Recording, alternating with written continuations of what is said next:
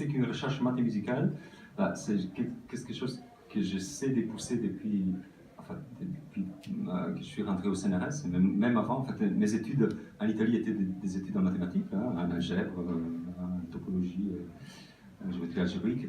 Et parallèlement, donc j'ai une passion pour la musique, et donc j'ai fait mes examens au conservatoire jusqu'au premier prix en piano. Et c'est à Paris que j'ai pu marier les deux, donc avec l'arrivée à l'IRCAM, faire un doctorat en musicologie computationnelle. Donc, un doctorat où la musicologie est aidée en fait, par les sciences, par l'informatique en particulier, mais aussi par les modèles mathématiques. Donc, maths et musicien, oui, ça me va très bien parce qu'en plus, c'est vrai que j'essaie de définir une approche aux problèmes posés par la musique qui est un peu différent par rapport à ce qu'on pense. Quand on pense mathématiques-musique, on pense les maths appliquées à la musique directement.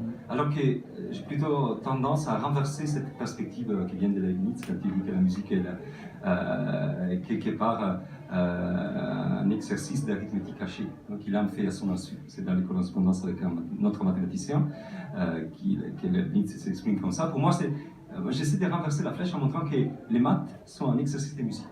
Donc en fait, la musique pose des questions très difficiles, parfois, qui ont besoin d'un savoir mathématique. Donc on part toujours d'un problème musical, on formalise, on essaie de monter vers les mathématiques, on généralise et on obtient parfois des nouveaux théorèmes. Parfois, on obtient des vieux résultats, mais puisqu'on est parti d'un point de vue musical, c'est intéressant aussi de retrouver un vieux résultat avant de redescendre vers la musique. Et donc, en fait, c'est cette dynamique, à partir de la musique, monter aux mathématiques, généraliser et redescendre vers la musique, que j'appelais,